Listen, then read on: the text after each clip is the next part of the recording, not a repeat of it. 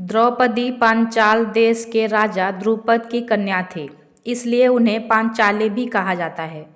राजा द्रुपद ने द्रौपदी को कुरु वंश के नाश के लिए यज्ञ से उत्पन्न करवाया था, इसलिए उसे याज्ञसेनी भी कहा जाता है।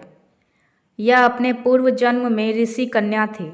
अपने कर्मों के फलस्वरूप इसे कोई अपनी पत्नी के रूप में स्वीकार नहीं कर रहा था।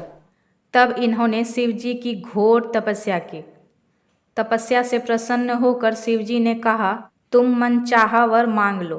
तब उस कन्या ने कहा, मैं सर्वगुण युक्त पति चाहती हूँ। तब भगवान शंकर ने कहा, तुझे 5 भरतवंशी पति प्राप्त होंगे। कन्या बोली, मैं तो आपकी कृपा से एक ही पति चाहती हूँ। तब शंकर जी ने कहा, तूने पति प्राप्ति हेतु मुझसे 5 बार प्रार्थना की है, मेरी बात अन्यथा नहीं हो सकती। दूसरे जन्म में तुझे 5 ही पति प्राप्त होंगे। महाभारत से अलग एक अन्य कथा के अनुसार द्रौपदी के 5 पति थे, लेकिन वो अधिकतम 14 पतियों की पत्नी भी बन सकती थी। इसका कारण द्रौपदी के पूर्व जन्म में छिपा था। पूर्व जन्म में द्रौपदी राजा नल और उनकी पत्नी दमयंती की पुत्री थी।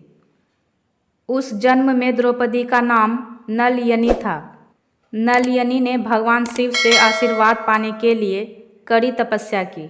भगवान शिव जब प्रसन्न होकर प्रकट हुए तो नलयनी ने उनसे आशीर्वाद मांगा कि अगले जन्म में उसे 14 इच्छित गुणों वाला पति मिले। यद्यपि भगवान शिव नलयनी की तपस्या से प्रसन्न थे, परंतु उन्होंने उसे समझाया कि इन 14 गुणों का एक व्यक्ति में होना असंभव है। किंतु जब नलयनी अपनी जिद पर अड़ी रही तो भगवान शिव ने उसकी इच्छा पूर्ण होने का वरदान दे दिया। इस वरदान में अधिकतम 14 पति होना और प्रतिदिन सुबह स्नान के बाद पुनः कुंवारी होना भी शामिल था। इस प्रकार द्रौपदी भी पंचकन्या में एक बन गई। नलयनी का पूर्व जन्म द्रौपदी के रूप में हुआ। द्रौपदी के इच्छित 14 गुण 5 पांडवों में थे। युधिष्ठिर धर्म के ज्ञानी थे। भीम 1000 हाथियों की शक्ति से पूर्ण थे। अर्जुन अद्भुत योद्धा और वीर पुरुष थे। सहदेव उत्कृष्ट ज्ञानी थे। व नकुल कामदेव के समान सुंदर थे। मेरा वीडियो अगर आपको अच्छा लगे तो मेरे वीडियो को लाइक करें, कमेंट करें और मेरे चैनल को सब्सक्राइब करना ना भूलें।